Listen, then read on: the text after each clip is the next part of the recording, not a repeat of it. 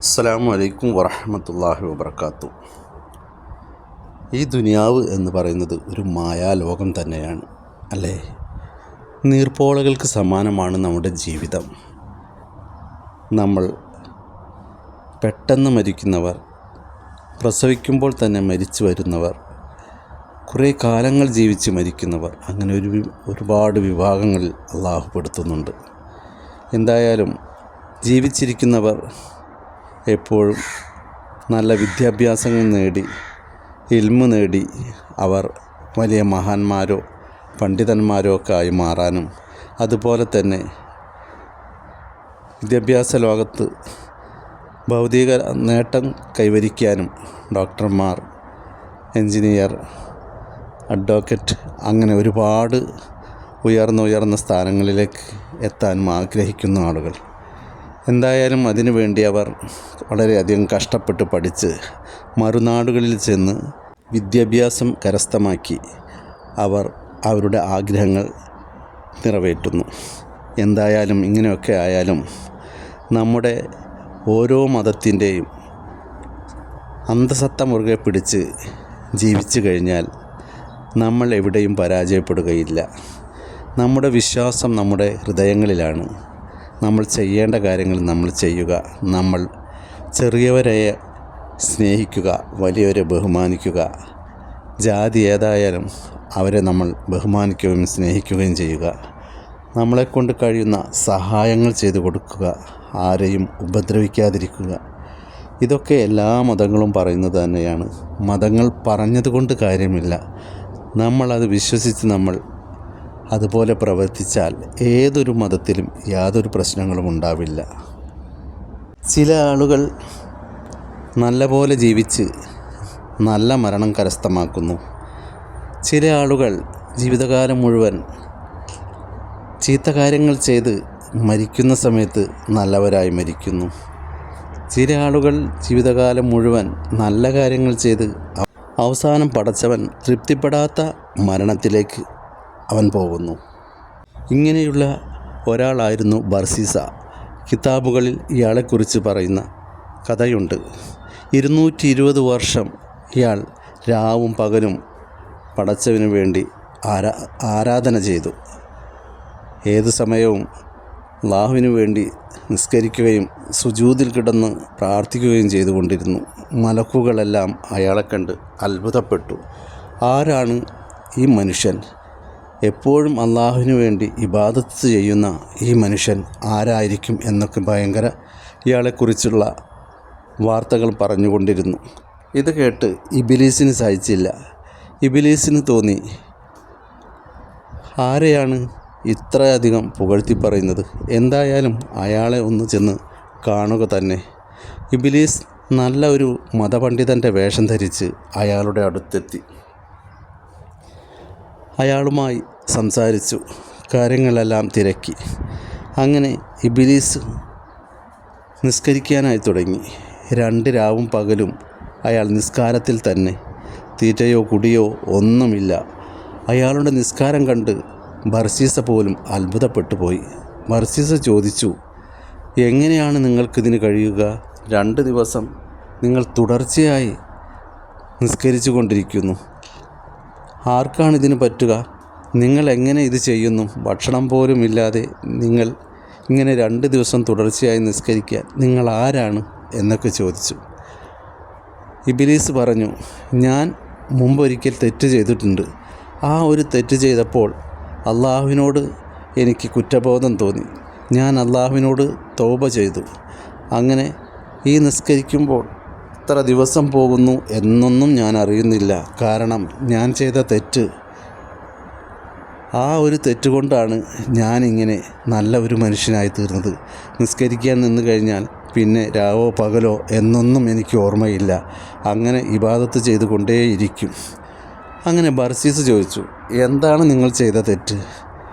എനിക്കും ഇങ്ങനെ അല്ലാഹുവിനെ ഓർത്തുകൊണ്ട് രാവും പകലും ഇടതടവില്ലാതെ നിസ്കരിക്കാൻ കഴിയുമോ? ഞാൻ എന്താണ് ചെയ്യേണ്ടത്?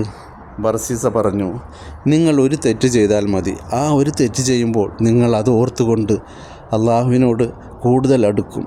അപ്പോൾ നിങ്ങൾക്കും ഇതുപോലെ തന്നെ രാവും പകലും തിരിച്ചറിയാത്ത വിധത്തിൽ നിങ്ങൾക്ക് തുടർച്ചയായി ഇബാദത്ത് ചെയ്യാനുള്ള കഴിവ് കിട്ടും.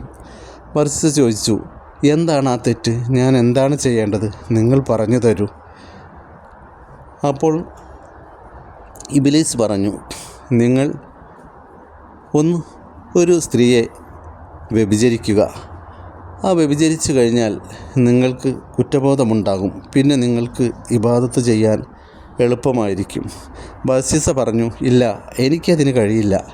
വ്യഭിചാരം എന്ന് പറയുന്നത് വലിയ തെറ്റാണ്, വലിയ പാപമാണ്. അതുകൊണ്ട് ഞാനത് ചെയ്യില്ല. എങ്കിൽ നിങ്ങൾ ആരെയെങ്കിലും കൊല ചെയ്യൂ. അങ്ങനെ ചെയ്തു കഴിഞ്ഞാലും നിങ്ങൾക്ക് കുറ്റബോധമുണ്ടാകും. കൊല ചെയ്യാനോ? ഇല്ല, അതും വലിയ പാപമാണ്. അത് ഞാൻ ചെയ്യില്ല. എന്നാൽ നിങ്ങൾക്ക് മൂന്നാമതൊരു ചെറിയ തെറ്റ് ചെയ്യാൻ പറ്റുമോ? അതെങ്കിലും നിങ്ങൾ ചെയ്യാൻ നോക്കൂ. എന്താണ് ഞാൻ ചെയ്യേണ്ട തെറ്റ്? നിങ്ങൾ ഒരു ഗ്ലാസ് കള്ള് കുടിക്കണം. അത് മാത്രം ചെയ്താൽ മതി. കള്ള് കുടിക്കാനോ? അതും വലിയ തെറ്റല്ലേ?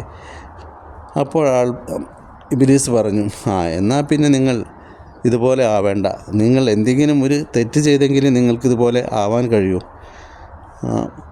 ബർസീസ സമ്മതിച്ചു. ഒരു ഗ്ലാസ് കള്ള് കുടിക്കാനല്ലേ, കുഴപ്പമില്ല എന്ന്.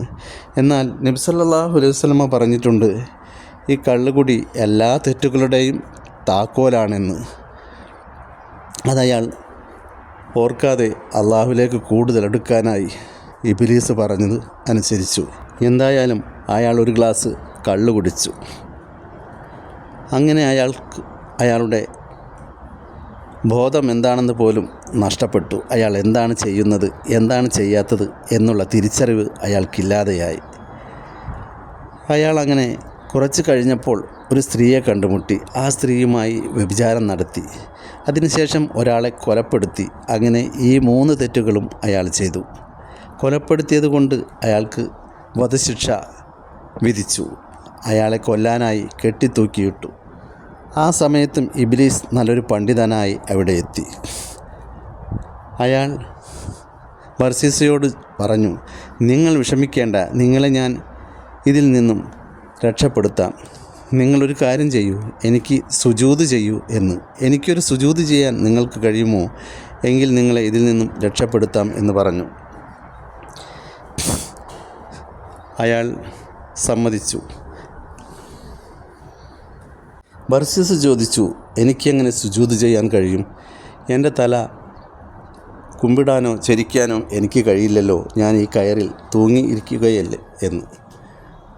ഇബ്ലീസ് പറഞ്ഞു, നീ വിഷമിക്കേണ്ട, നിൻ്റെ തല വെറുതെ ഒന്ന് ചരിച്ചാൽ മതി, ഒന്ന് ചെറിയതായി കുമ്പിട്ടാൽ മതി. അങ്ങനെ ഇബ്ലീസ് പറഞ്ഞതനുസരിച്ച് ബർസീസ ഇബ്ലീസിൻ്റെ മുന്നിൽ സുജൂദ് ചെയ്തു. 220 വർഷം രാവും പകലും അള്ളാഹുവിന് വേണ്ടി ഇബാദത്ത് ചെയ്ത് അള്ളാഹുവിലേക്ക് കൂടുതൽ അടുക്കാൻ ശ്രമിച്ച ആ മനുഷ്യൻ അവസാനം കാഫിറായി ചാകേണ്ടി വന്നു. ഇതാണ് ആ മനുഷ്യൻ്റെ കഥ.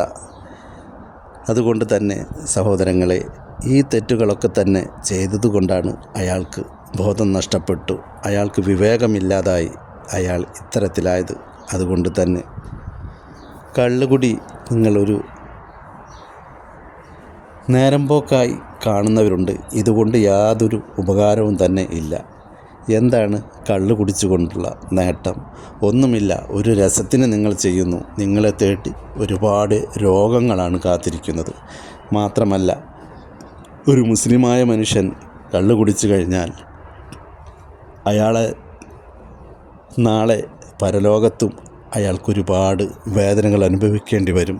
അയാൾ മരണപ്പെട്ടാൽ അയാളെ കബറിലേക്ക് കൊണ്ടുവച്ചു കഴിഞ്ഞാൽ തന്നെ അയാൾ ആ ശിക്ഷകൾ അനുഭവിക്കേണ്ടി വരും. എന്തായാലും അല്ലാഹു സുബ്ഹാനഹു വ തആല അത്തരം ദുശ്ശീലങ്ങൾ ഉള്ളവരുടെ മനസ്സ് മാറ്റി നല്ല ഹൃദയം അവർക്ക് നൽകി പടച്ചവൻ അവരെ കാക്കുമാറാകട്ടെ. ആമീൻ. എല്ലാവർക്കും നല്ലത് മാത്രം വരട്ടെ എന്ന് പ്രാർത്ഥിച്ചുകൊണ്ട് ഈ കഥ ഇവിടെ അവസാനിക്കുന്നു. ഇഷ്ടപ്പെട്ടവർ സബ്സ്ക്രൈബ് ചെയ്യുക, ലൈക്ക് ചെയ്യുക. അസ്സലാമു അലൈക്കും.